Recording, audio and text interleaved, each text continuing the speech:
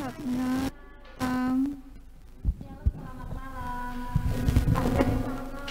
selamat malam.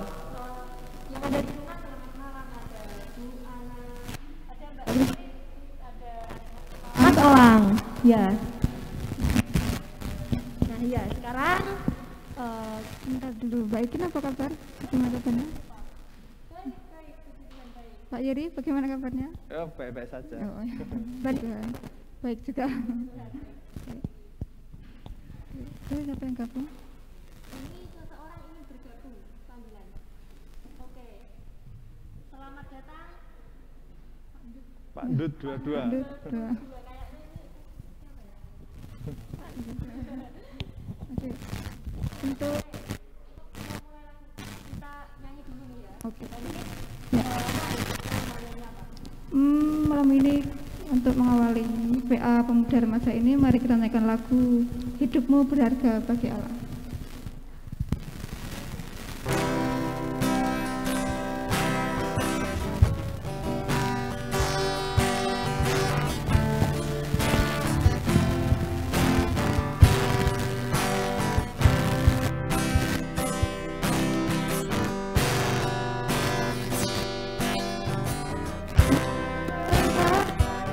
Bagi tiada yang tak berkenan di hadapannya. Dia ciptakan kau bersamanya, putar lalui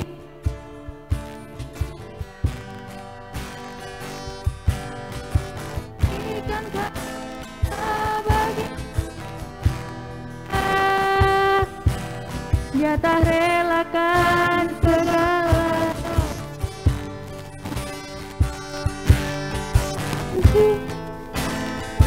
jasa kita,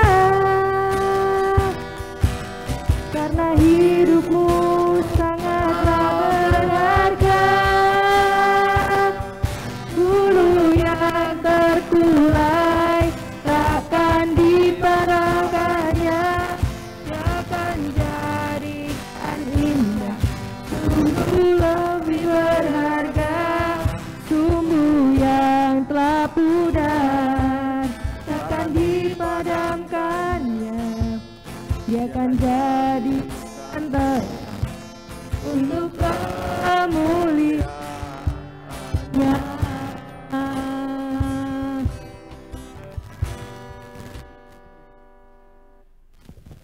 Oke.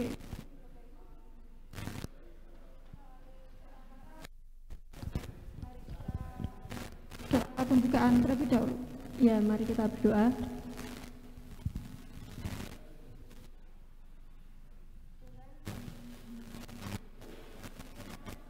Tuhan, terima kasih ya Bapak karena Kau telah kumpulkan kami di PA pada malam hari ini ya Bapak.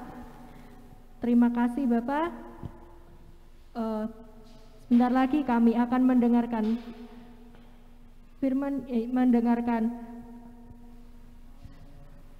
firman darimu dari awal, pertengahan hingga akhir ya Bapak. Berkati ya Bapak. Semoga PA pada hari ini berjalan dengan penuh kelancaran. Terima kasih Bapak. Dalam nama Tuhan Yesus, anakmu telah berdoa. Haleluya. Amin. Ya, Mbak Mima, selamat bergabung. Selamat bergabung Mbak Mima. Shalom. Ya.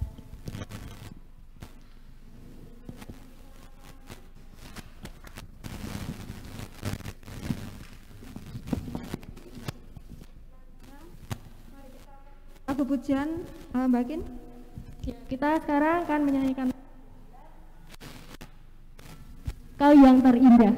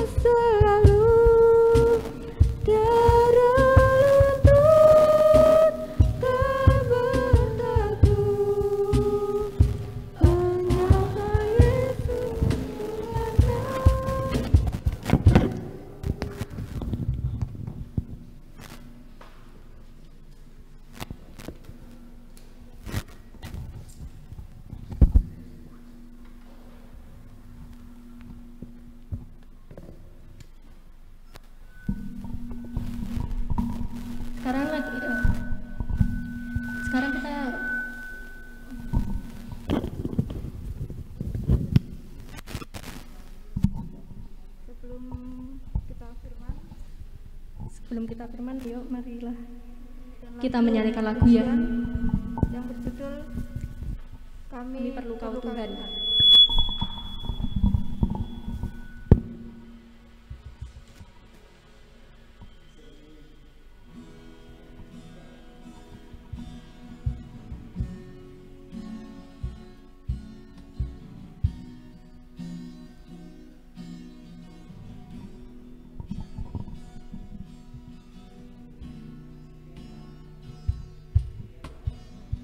Kemanakah kami mencari kasih sejati? Kemanakah kami berseru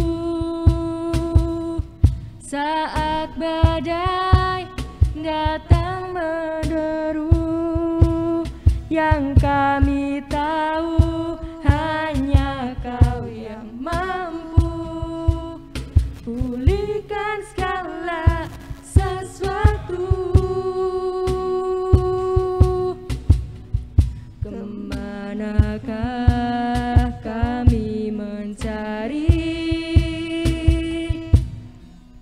kasih sejati? Kemanakah kami berseru saat badai datang menderu? Yang kami tahu hanya Kau yang mampu pulihkan segala sesuatu. Kami perlukan keajaiban-Mu, kami butuhkan sentuhan tangan-Mu. Kami tak dapat jalan sendiri, kami perlu Kau Tuhan.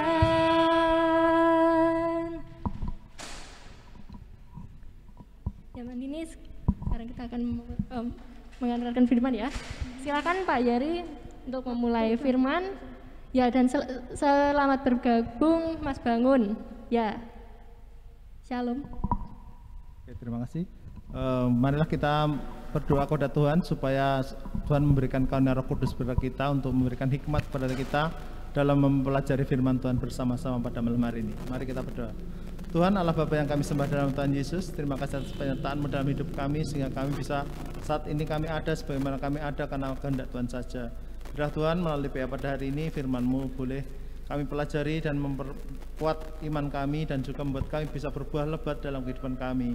Ya Tuhan memberkati kami dengan Roh Kudus-Mu sehingga selalu memberikan kami jalan yang terbaik dalam segala hal yang kami kerjakan dalam hidup ini. Terima kasih atas penyertaan-Mu Tuhan. Dalam nama Tuhan Yesus kami berdoa dan mengucap syukur. Amin. Oke, shalom semuanya. Terima kasih kepada adik-adik semua yang sudah menghadiri acara ini, saudara-saudara sekalian. Untuk hari ini kita akan belajar mengenai firman Tuhan mengenai hal kerajaan surga seperti benih biji sesawi dan juga sebagai benih yang tumbuh di malam hari. Mungkin bisa ditampilkan slide-nya Mas Elda.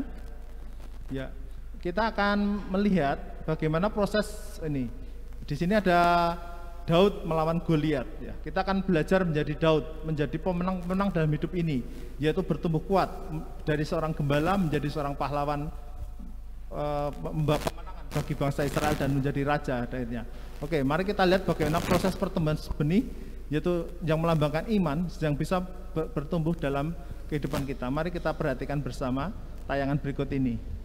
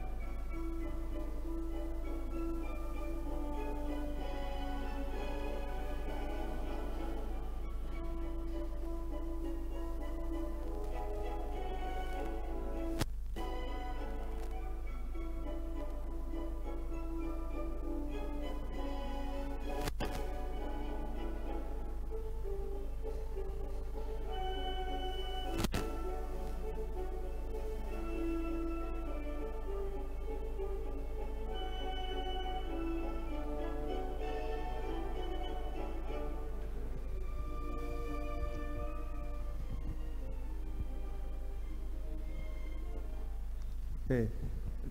Jadi tadi itu adalah proses bagaimana benih itu tumbuh mencapai ketinggian yang maksimal dan menghasilkan buahnya. Oke, untuk hari ini kita akan membaca firman Tuhan yang menggunakan perlambang benih yang tumbuh itu seperti perumpamaan untuk kerajaan Allah. Coba Mbak Kingkin membaca ayat yang genap dan Mbak Ninis membaca yang ganjil ya. Ayatnya saudara silakan. Markus 4 ayat 26 sampai 34. Perumpamaan tentang benih yang tumbuh. Silakan. Lalu kata Yesus, beginilah hal kerajaan Allah itu, seumpama orang yang menaburkan benih di tanah. Lalu pada malam hari ia tidur, dan pada siang hari ia bangun. Dan benih itu mengeluarkan tunas, dan tunas itu makin tinggi. Bagaimana terjadinya tidak diketahui orang itu. Bumi dengan sendirinya mengeluarkan buah, mula-mula tangkainya, lalu bulirnya, kemudian bulir-bulir yang penuh isinya dalam bulir itu. Apabila buah itu sudah cukup masak, orang itu segera menyabit sebab musim menuai sudah tiba. Silakan slide berikutnya. Ya. Slide berikutnya. Sudah. Ya. Katanya lagi, dengan apa hendak kita membandingkan kerajaan Allah itu, atau dengan perumpamaan manakah hendaknya kita menggambarkannya? Hal kerajaan itu seumpama biji sesawi yang ditaburkan di tanah. Memang biji itu yang paling kecil daripada segala jenis biji yang ada di bumi. Tetapi apabila ia ditaburkan, ia tumbuh dan menjadi besar daripada segalanya sayuran yang lain dan mengeluarkan cabang-cabang yang besar, sehingga burung-burung di udara dapat bersarang dalam naungannya. Dalam banyak perumpamaan yang semacam itu, ia memberikan firman kepada mereka sesuai dengan pengertian mereka. Dan tanpa perumpamaan ia tidak berkata-kata kepada mereka, tetapi kepada murid-muridnya ia menguraikan segala sesuatu secara sendiri. Oke, slide berikut. Oke, baik. Di sini kita lihat ada pohon kurma. Ya, pohon kurma itu orang Kristen juga dilambangkan sebagai pohon kurma. Ada pohon kurma yang ditanam di tepi aliran air, ada pohon kurma yang berbuah banyak, ada juga pohon kurma yang baru dipanen atau dipetik. Jadi kehidupan Kristen kita itu diumpamakan sebagai pohon kurma karena apa? Karena pohon kurma itu menjadi salah satu sumber makanan pokok bagi orang di Timur Tengah. Dan itu khasiatnya luar biasa. Jadi pohon kurma itu tahan terhadap angin. Karena apa? Ketika pohon kurma itu bijinya ditanam di tanah, dia ditindih dengan batu. Supaya apa? Itu makin dalam menuju ke pusat air. Jadi itu bisa mencapai 200 meter masuk ke dalam tanah gersang di gurun. Setelah mereka akarnya tumbuh, akarnya menjalar kemana-mana dan mencapai sumber air, dia akan mampu tumbuh ke atas dan menjungkalkan batu itu.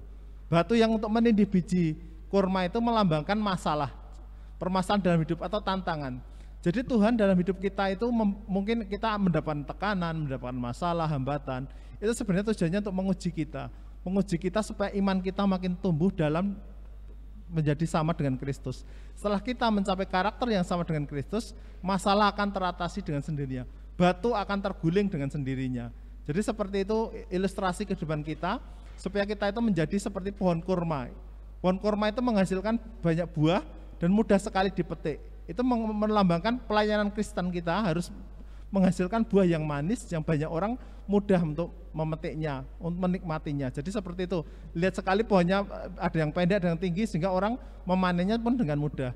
Biji kurma itu juga menjadi sumber bagi kesehatan, bisa untuk mengobati demam berdarah, bisa untuk mengobati luka, dan juga untuk kesehatan, kecerdasan sangat mendukung sekali. Jadi kehidupan Kristen itu harus berakar dalam Kristus dan tumbuh ke atas. Pohon kurma juga lurus, artinya kehidupan kita setelah kita menerima Kristus harus lurus sesuai dengan kata koda firman Tuhan. Dan pohon kurma itu juga dihempas oleh angin tidak terpengaruh. Karena apa? Karena berakar dalam Kristus. Jadi setelah kita berakar kuat dalam Kristus, seperti dalam ilustrasi tadi, akar makin dalam makin kuat, kita tahan goncangan. Jadi fokus kita pertama adalah hidup menjadi bersekutu dengan Kristus dan menyerupai karakternya. Semakin lama kita bergaul dengan Kristus, kita akan semakin serupa dengan Dia, sehingga kita akan menghadapi tantangan dan hambatan masalah itu menjadi lebih tegar, lebih kuat lagi. Angin masalah, goncangan, batu, himpitan tidak akan menggoyahkan kita. Mari kita lihat ayatnya, perumpamaan orang Kristen. Slide berikutnya ada ayat tentang orang Kristen sebagai pohon kurma? Ya, silakan Mbak. Ingin dibaca. Mazmur 92 ayat 13 sampai 16. Orang benar akan bertunas seperti pohon kurma, akan tumbuh subur seperti pohon aras di Libanon. Mereka yang ditanam di bait Tuhan akan bertunas di pelataran Allah kita. Pada masa tua pun mereka masih berbuah, menjadi gemuk dan segar, untuk memberitakan bahwa Tuhan itu benar, bahwa Ia gunung batuku dan tidak ada kecurangan padanya. Ya, itu seperti tadi, bertunas di pohon kurma, pohon aras di Libanon, ditanam di bait Tuhan akan bertunas. Jadi pohon kurma itu hidupnya menggerombol. Artinya apa? Sebagai orang Kristen kita harus bersekutu yang kuat, menggerombol dengan orang Kristen lainnya. Kesuksesan kita itu juga ditentukan dengan siapa kita, komunitas kita. Jika komunitas kita tidak sehat, kita tidak akan tumbuh dengan baik. Makanya gereja itu juga menjadi komunitas untuk tumbuh dengan sehat sehingga menghasilkan buah yang lezat seperti buah kurma tadi. Oke, slide berikutnya ada ayat lagi tentang pohon kurma. Oke, slide berikutnya. Nah, ini tadi pohon kurma, sekarang pohon zaitun. Hidup orang Kristen juga dimiripkan dengan pohon zaitun. Mungkin kita paling akrab ya dengan pohon zaitun karena pada waktu zaman Tuhan Yesus minyak olive oil itu, minyak biji zaitun itu banyak bermanfaat untuk berbagai penggunaan. Misalnya untuk mengurapi raja, dan juga untuk digunakan dalam kehidupan sehari-hari, ada banyak sekali manfaatnya, terutama juga untuk kesehatan. Mari kita lihat ilustrasi orang Kristen seperti pohon zaitun. Oke, ayat berikutnya, next. Slide berikutnya. Oke, silakan Mbak Ninis, ayat berikutnya. Tetapi aku ini seperti pohon zaitun yang menghijau di dalam rumah Allah. Aku percaya akan kasih setia Allah untuk seterusnya dan selamanya. Mazmur 54 ayat 10. Ya. Berbahagialah manusia yang kekuatannya di dalam Engkau. Mereka berjalan makin lama makin kuat. Mazmur 84 ayat 6 dan 8. Nah, jadi bisa kita lihat baik di pohon zaitun maupun di pohon kurma, kita menghijau di rumah Allah. Jadi dengan bersekutu kita tidak bisa hidup sendiri. Kita hidup dalam komunitas anak Allah, anak Tuhan, kita akan mendapatkan pertumbuhan itu. Dan kasih setia Allah akan selalu mengikuti kita. Dan yang ayat kedua kita lihat juga ketika manusia mengendalikan kekuatannya dalam Tuhan, dia akan lama makin kuat. Pohon kurma itu berbuah seumur hidup, sampai dia mati itu terus berbuah. Umurnya bisa ribuan tahun, bisa ratusan tahun. Karena apa? Karena berakar dalam Kristus juga dan mendapat sari-sari dari firman Tuhan. Itu seperti itu ilustrasinya. Pohon itu sangat luar biasa menjadi ilustrasi kehidupan Kristen.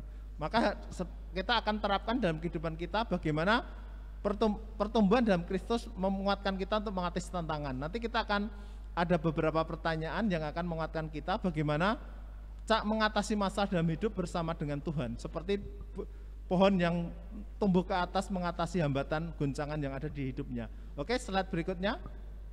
Ini ada pertanyaan untuk renungan. Yang pertama adalah apa cita-cita kalian sejak kecil? Oke, untuk Mbak Kingkin, waktu kecil dan waktu sekarang apakah ada perbedaan? Wah, tentu saja ada perbedaan, Pak Yeri. Iya. Sejak kecil saya pengen banget jadi dokter. Kenapa, Pak? Karena ya kok kayak saya tuh kan waktu kecil ya pikiran anak-anak lah, keren gitu. Ya. Wah, dokter keren, bekerja di rumah sakit menyembuhkan orang. Taunya itu dokter. Kalau tidak juga polwan, polisi. Saya ingin karena melihat mereka berseragam keren di jalan. Wah, keren ya saya kalau misal jadi polwan itu. Tapi kalau sudah besar makin lama begini. Cita-cita saya itu berubah karena mungkin karena saya berkembang kemudian melihat loh ternyata susah, ingin menjadi dokter susah. Tantangannya banyak sekali, harus belajar sungguh-sungguh, kemudian banyak tantangan sih.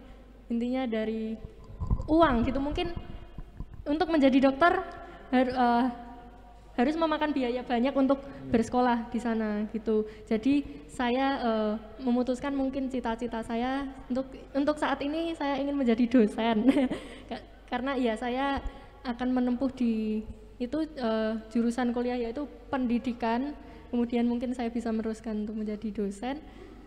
Ya seperti itu. Oh iya, bagus sekali. Jadi cita-cita memang bisa berubah seiring dengan perkembangan waktu. Waktu kita sekolah mungkin kita ingin menjadi dokter, tapi ternyata waktu pelajaran IPA kita tidak menikmatinya atau matematikanya sulit, sehingga akhirnya kita beralih jadi fleksibel ya, cita-cita sesuai dengan perkembangan zaman. Kalau hambatannya terlalu besar, hanya kita mencari yang sesuai dengan dorongan hati kita. Kalau Mbak Ninit gimana? Kalau saya itu ya beda. Dari kecil dulu saya pengen jadi bidan karena kayak apa ya, suka sama anak kecil. Oh, iya. Jadinya pengen jadi bidan. Tapi perkembangan semakin lama semakin sekolah di sekolah yang tinggi itu semakin minat bakatnya itu udah berubah. Oh iya. Akhirnya memutuskan sekarang pengen jadi profiler. Jadi apa? Profiler. Profiler itu loh. Kayak memecahkan kasus. Memecahkan kasus. Oh, seperti detektif gitu? Iya, seperti ya. Oh iya, seperti detektif. Ya mungkin ingin akan menantang ya, mungkin sering melihat film detektif, film-film fiction gitu yang menarik bagi sekali. Terus berikutnya adalah pernyataan apa arti bertumbuh dalam Kristus menurut kalian? Bertumbuh dalam Kristus seperti yang tadi ada pohon biji yang tumbuh ke atas, ada akar juga dan bisa dia menghasilkan buahnya. Mungkin bagaimana Mbak Kikin? Menurut apa arti bertumbuh dalam Kristus? Mungkin menurut saya arti bertumbuh dalam Kristus itu mau berjalan bersama Tuhan Yesus ya. Kita harus berjalan dalam Kristus. Kita juga harus bisa melewati segala permasalahan, tantangan yang ada di dunia ini. Namun kita harus tetap bangkit karena kita ya harus yakin karena Tuhan itu pasti ada di sisi kita, yaitu bertumbuh dalam Kristus. Pokoknya kita harus tetap berdiri teguh apapun masalahnya. Kemudian memperbaiki diri gitu. Kita harus tinggalkan hidup yang lama untuk menjadi hidup yang baru.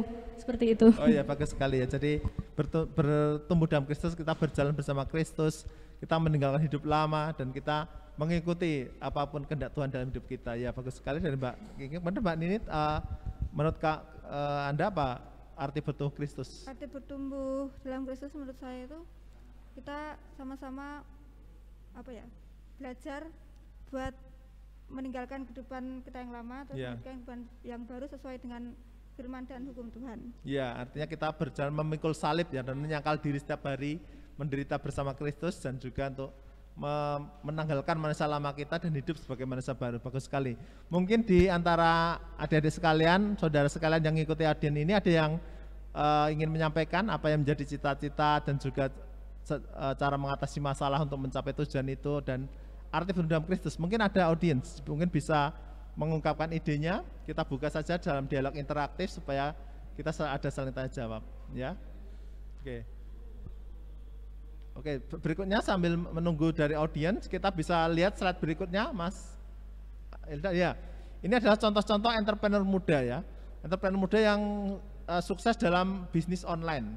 Saat ini banyak orang berkecimpung dalam dunia online. Banyak orang jadi Gojek, ada toko online dan sebagainya. Ini adalah contoh anak-anak muda yang sukses dalam dunia entrepreneur.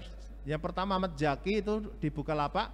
Ahmad Zaki itu juga awalnya menghadapi banyak masalah ketika dia ingin mendirikan situs online yang mempertemukan penjual dan pembeli, pedagang-pedagang pada tidak yakin apa bisnis online akan booming, akan sukses dan sebagainya.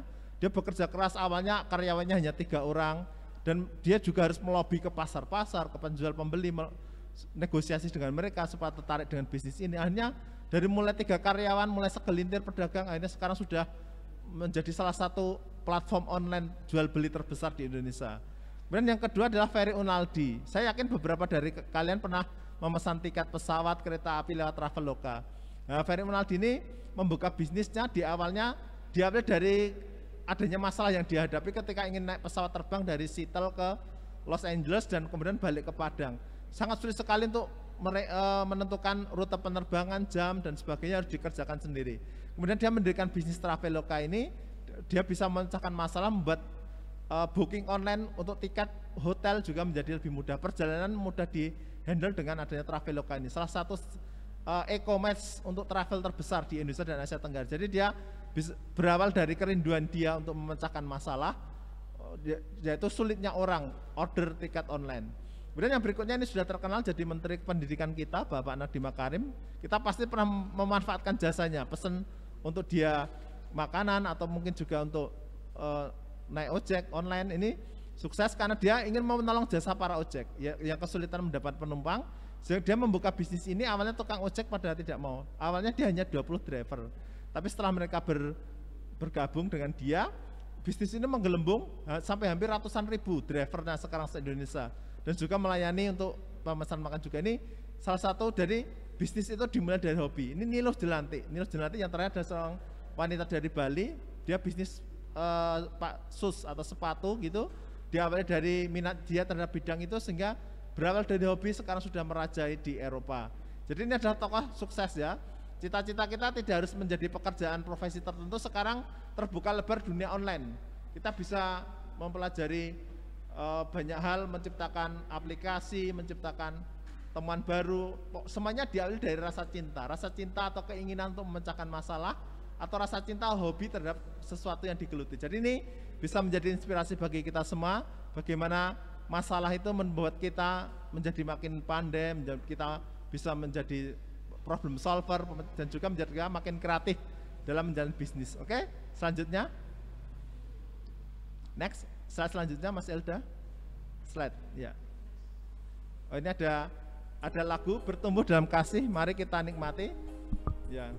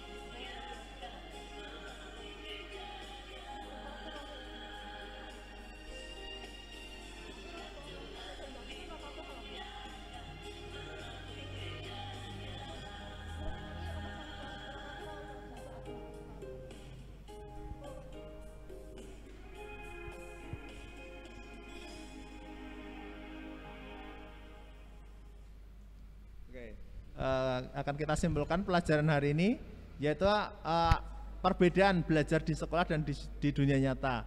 Saya tulis dalam bahasa Inggris karena pekerjaan saya sebagai guru bahasa Inggris, sekalian untuk kita belajar bersama-sama mempelajari peribahasa ini dalam bahasa Inggris ya. Kita boleh bersama. At school they teach you a lesson and then give a test. In life they give you a test that teaches you a lesson. Mungkin menurut Mbak Kingkin apa arti kira-kira ini? At school they teach you a lesson and then give a test tuh artinya di sekolah mereka belajar, mereka diberi pelajaran dan kemudian memberikan apa namanya, tes apa ya? Atau ujian. Ujian. Gitu. Ya. Kemudian yang kedua, in life they give you a test that teaches you a lesson. Di kehidupan mereka memberimu ujian bahwa yang mengajarkan kamu pelajaran. Ya, jadi di sekolah dan dalam kehidupan metodenya terbalik. Di sekolah guru-guru mengajar kita pelajaran dan setelah itu memberi tes. Tapi dalam kehidupan kita diberi tes atau ujian dan lewat ujian itulah kita diajarkan suatu pelajaran.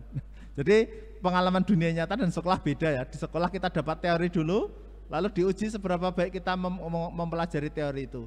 Sementara dalam kehidupan ada ujian-ujian hidup yang harus kita atasi dan setelah kita lulus dari tes itu kita mendapatkan suatu pelajaran dari pelajaran dibalik. Jadi bolak-balik ya, tes dulu baru pelajaran, pelajaran dulu baru tes itu. Jadi ini antara bedanya kehidupan dan dunia nyata. Jadi kita pengalaman hidup itu menguji kita dan itu mengajarkan kita suatu pelajaran. Sementara di sekolah kita belajar, setelah itu di akhir pelajaran kita akan ada tes untuk menguji kita naik kelas atau tidak. Jadi seperti itu untuk kesimpulan kita hari ini. Mungkin kalau ada pertanyaan dari audiens atau siapa mungkin bisa kita beri waktu. Mungkin gimana Mbak Kingkin atau Mbak Ninis mungkin akan ada pertanyaan ya dari apa yang kita pelajari bersama hari ini ya. Oke, kalau tidak ada ke slide terakhir ya. Mungkin ada? Ya silakan. Kan di kehidupan kita ini sering banyak sekali tantangan Pak. Iya. Kalau menurut Pak Yeri, bagaimana cara mengatasi tantangan yang besar bagi hidup kita? Mungkin kita ingin mencapai sesuatu tapi sepertinya akan terhalang gitu. Iya. Iya, untuk mengatasi tantangan dalam hidup ini sebenarnya tantangan itu tidak untuk mematahkan kita ya, tapi tantangan itu untuk lebih menguatkan kita. Itu bisa kita lihat dalam pelajaran ya, bahwa orang Kristen itu laksana burung Raja Wali. Burung Raja Wali itu ketika anaknya sudah mau besar, itu sama induknya tempat tinggalnya diobrak-abrik dan anaknya itu sengaja dijatuhkan ke bawah. Tapi ketika mau jatuh ke membentur dia tebing, dia diangkat lagi ke atas, jatuhkan lagi. Jadi tujuannya apa? Ketika dia jatuh ada masalah itu dia berusaha mengepakkan sayapnya. Ketika sayapnya berusaha dikepakkan, dia akan jadi kuat dan kuat terbang sendiri. Tapi kalau dia tinggal di sarang terus, tidak akan ada pelajaran untuk menguatkan tangan-tangannya sayapnya itu. Jadi tempat tinggalnya itu di bahasa Jawanya diosak-asik, dibuat tidak nyaman sehingga dia harus pergi dari situ. Jadi istilah kita keluar dari zona nyaman. Masalah itu memaksa kita keluar dari zona nyaman dan kita berjuang untuk memecahkannya. Tapi Tuhan tetap menyertai kita. Ketika kita sudah enggak kuat, Tuhan akan menangkap kita, naik ke atas lagi, terbang lagi sehingga kita menjadi kuat Raja Wali. Burung Raja Wali itu salah satu burung yang tertua, sering dijadikan lambang negara karena simbol kecerdasan, kekuatan, kecepatan. Negara kita juga menggunakan simbol burung Garuda, sebenarnya itu burung elang juga sebenarnya. Karena itu memang banyak negara memakai, Jerman, Amerika itu semuanya memakai karena kekuatannya dan juga dia mengajar anaknya suatu pelajaran hidup yang sangat bermanfaat. Dan yang kedua, kalau kita itu diibaratkan dengan elang, jangan kita bergaul dengan ayam. Ayam itu artinya orang-orang yang akan membuat kita tidak bisa terbang, hanya berpikiran sempit, pandangannya negatif, pokoknya tidak berkembang, hanya berada di tanah saja. Bergaul dengan elang artinya kita bergaul dengan orang-orang yang akan menguatkan kita, memberi motivasi, orang seiman. Tadi orang Kristen kan diibaratkan berkumpul di rumah Tuhan supaya bisa bertumbuh dan berbuah sampai usia lanjut. Itu artinya kita mencari komunitas yang sehat, terutama sahabat seiman, sehingga kita mendapat pengaruh positif. Pengaruh positif itu akan buat kita tetap seperti elang. Tapi kalau kita salah mencari pergaulan, itu lingkungan itu akan merusak kita dan menjadi level kita level ayam. Tidak bisa terbang, hanya bahasa Jawanya ceker-ceker di tanah mencari sesuatu yang tidak bermanfaat. Jadi seperti itu ya. contohnya seperti itu. Mungkin Mbak Kengkin sudah jelas atau Mbak? Terima kasih Pak.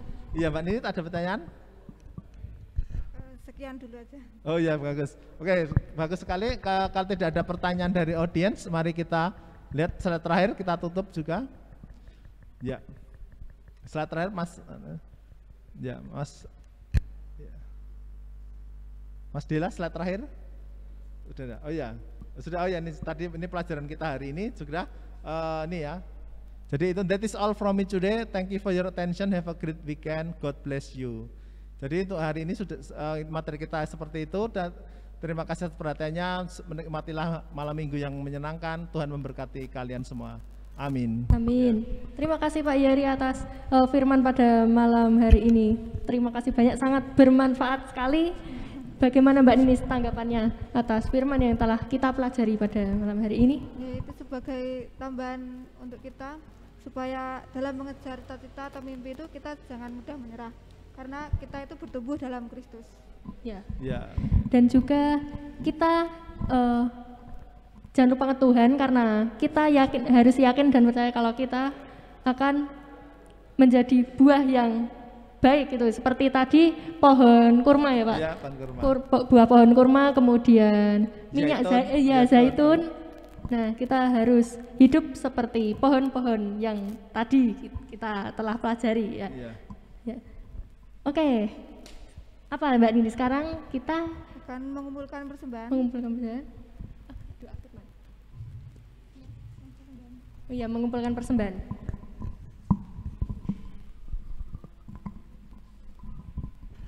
Oh ya, bagi teman-teman di rumah yang mau mengumpulkan persembahan untuk di Logandeng nanti bisa dikumpulkan di tempatnya Mbak Christine. Dan Kalau yang di Gading, tempatnya Mbak Elis. Ya.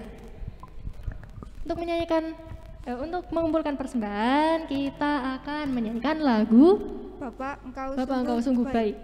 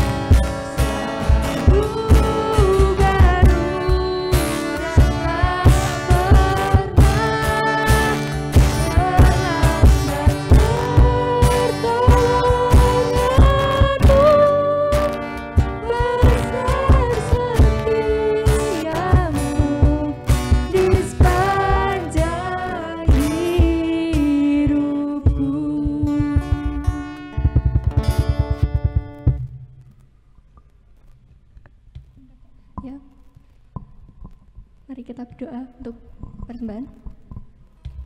Ya Tuhan Allah Bapa yang berada di kerajaan surga, terima kasih ya Bapa, kami telah mengumpulkan persembahan pada malam hari ini. Terima kasih Bapa atas berkat-Mu. Semoga persembahan ini dapat bermanfaat untuk kerajaan-Mu ya Bapa. Terima kasih Bapa, dalam nama Tuhan Yesus kami telah berdoa dan mengucap syukur. Haleluya, amin. Enggak kerasa Mbak Ikin udah mau di penghujung acara ini. Iya, sudah nggak kerasa Pak Yari, kita sudah berada di penghujung acara ya. Iya. Sudah selesai juga. Iya. Oke, Marilah kita mengangkat lagu mengangkat pujian. pujian. Apa Mbak Ninis? Sungguh ku bangga Bapak.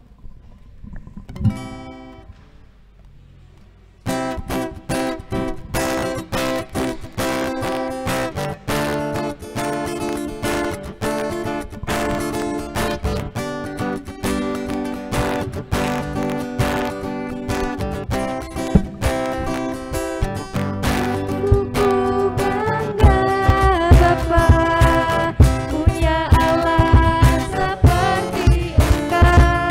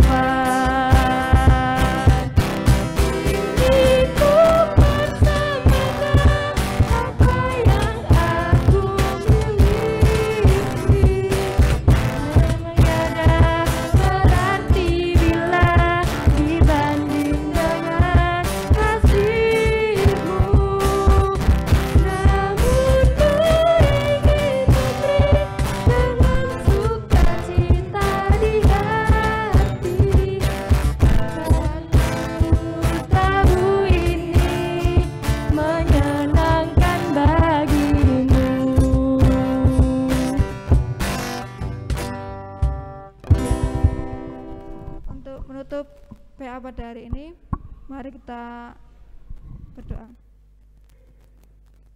Tuhan, Bapa kami yang surga, kami berdoa ya Tuhan untuk bangsa dan negara ini ya Tuhan. Semoga segera Engkau pulihkan ya Tuhan, segera Engkau hilangkan virus corona ini dari Indonesia maupun negara-negara lainnya ya Tuhan. Ya Tuhan, kami juga berdoa ya Tuhan untuk teman-teman kami yang hari ini berulang tahun. Semoga Engkau panjangkan umurnya, Engkau lancarkan rezekinya ya Tuhan, Engkau sukseskan karirnya. Dan untuk teman-teman kami yang belum bisa hadir, semoga Engkau tuntun mereka, Engkau jamah mereka supaya bisa bergabung dengan kami.